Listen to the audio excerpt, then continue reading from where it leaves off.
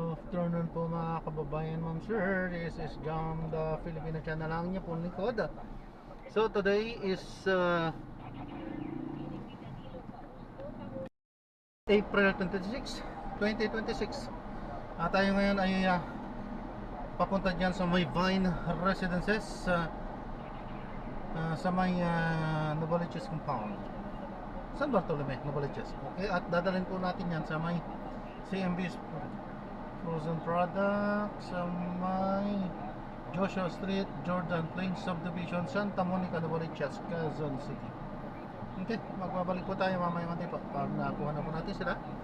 Disclaimer lamang po, ang content po natin ni kalsada at hindi ang passenger. Kaya nga naman sakali mo po na may marinig kayo mga pangalan ng lugar, pangalan ng tao, pangalan ng organizations, government o private man yan, ay wala pong kinalaman ng channel na ito at wala pong pinapatungkulan. Lahat po na pinag-uusapan dito ay pangong dito lamang po yan sa loob at wala pong pinapatungkulan sa labas. Magbabalik po tayo mamaya.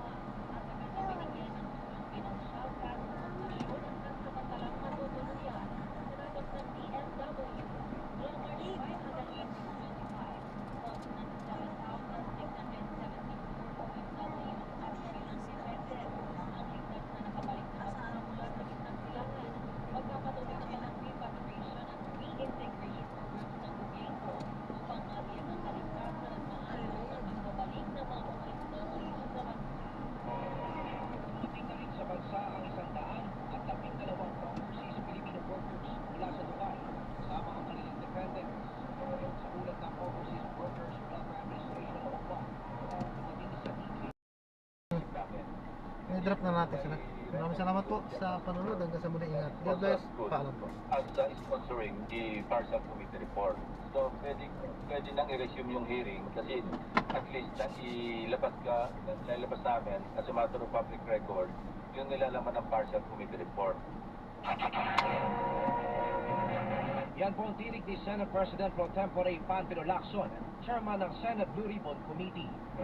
Kinumpirma ni Senate President Pro Tempore Panfilo Lacson na tumatanggap pa rin ng sweldo si Senador Bato de la Rosa hanggang ngayon.